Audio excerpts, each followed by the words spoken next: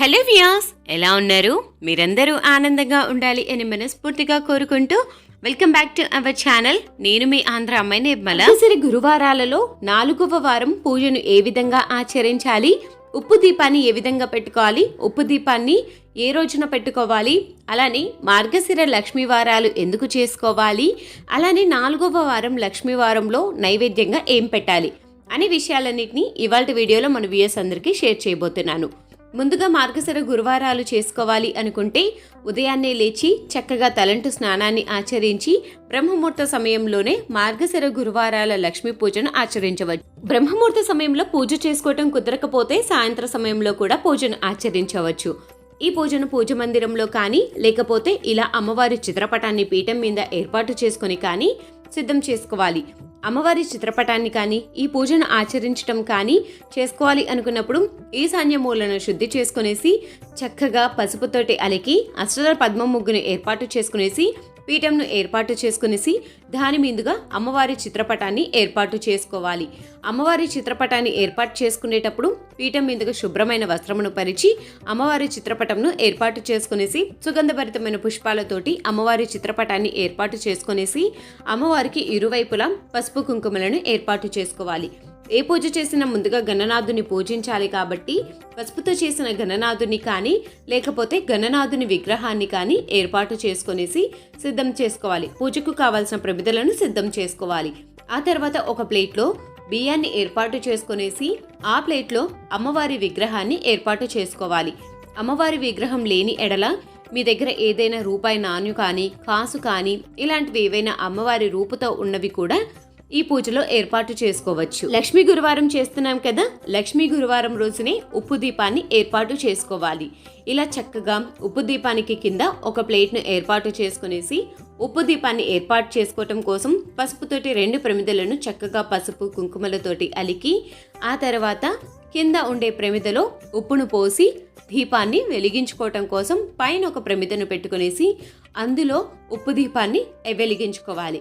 ఉప్పు దీపాన్ని వెలిగించుకోవటం వల్ల ఎటువంటి లాభాలు కలుగుతాయి ఏంటి అనే విషయాలన్నింటినీ మన వ్యూయర్స్ అందరికీ ఒక వీడియో అయితే చేశాను. ఎవరైనా చూడకపోతే డిస్క్రిప్షన్ బాక్స్లో మెన్షన్ చేస్తాను. ఉప్పు దీపాన్ని పెట్టుకోవటం వల్ల కలిగే లాభాలేంటి, ఏ విధంగా పెట్టుకుంటే చాలా మంచిది అనే విషయాలన్నింటినీ ఆ వీడియోలో షేర్ చేశాను. మార్గశిర గురువారాలలో పూజ చేయటం వల్ల మనము ఏ పూజ చేసినా అత్తింటికి మేలు జరుగుతుంది.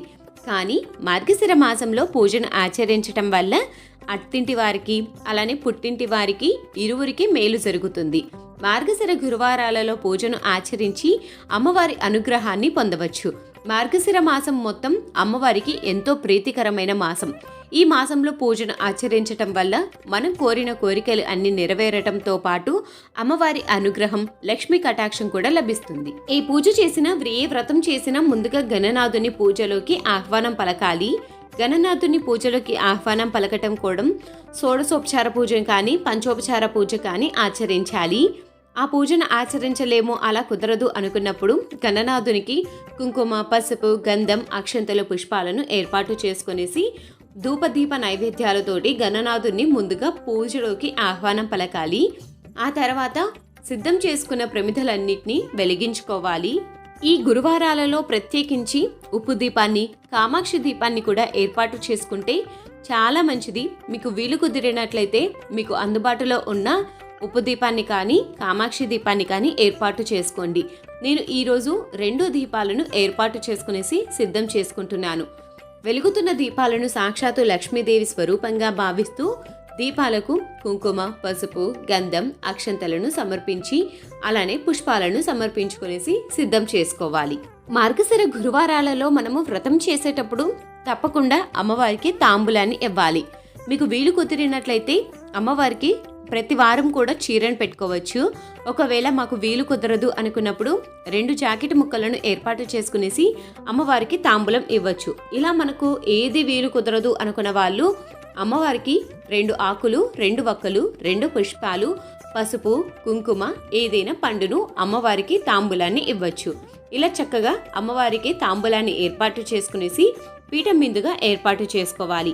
అమ్మవారికి తాంబూలాన్ని ఏర్పాటు చేసుకునేసి సుగంధభరితమైన అగరబత్తులతోటి అమ్మవారికి ధూపాన్ని వెయ్యాలి. సుగంధభరితమైన అగరబత్తులతోటి ముందుగా గణనాథునికి ధూపాన్ని వేసి ఆ తర్వాత అమ్మవారికి ధూపాన్ని చూపించాలి. మార్గశిర లక్ష్మీ వారాలలో 4వ వారం అమ్మవారికి పెట్టవలసిన నైవేద్యం పులిహోర, అలానే వడలు. ఈ రెండిటిని అమ్మవారికి నైవేద్యంగా ఏర్పాటు చేసుకునేసి అమ్మవారిని పూజించాలి. ఈ మార్గశిర మాసంలో ఇలా ఒక్కొక్క రోజు ఒక్కొక్క నైవేద్యం చేయలేను అనుకున్న వాళ్ళు చక్కగా బెల్లం ముక్కను ఏర్పాటు చేసుకొని అయినా కానీ నైవేద్యానికి సిద్ధం చేసుకోవచ్చు. ఇలా పూజకు కావాల్సిన ఏర్పాట్లన్నింటినీ సిద్ధం చేసుకునేసి అమ్మవారి యొక్క అష్టోత్తరాలను చదువుకుంటూ కానీ లేకపోతే 5 గురువారాల వ్రతం అని మనకు బుక్స్ అనేది అందుబాటులో ఉంటాయి. ఆ బుక్ను చదువుకుంటూ కానీ అమ్మవారి అష్టోత్తరాలను చదువుకుంటూ అమ్మవారికి ఎంతో ప్రీతికరమైన కుంకుమ అర్చన చేసుకుంటే చాలా మంచిది. ఒక్కొక్క వారం ఒక్కొక్క విధంగా పూజను ఆచరించవచ్చు. మాకు ఒక్కొక్క వారం ఒక్కొక్క విధంగా పూజను ఆచరించడం కుదరదు అనుకున్న వాళ్ళు చక్కగా మీరు రోజువారీ పూజను ఏ విధంగా అయితే ఆచరిస్తారో అదే విధంగా పూజను ఆచరించి అమ్మవారికి ఒక చిన్న బెల్లం ముక్కను కానీ పటిక బెల్లంను కానీ ఏర్పాటు చేసుకునేసి పూజను అనేది ఆచరించుకోవచ్చు.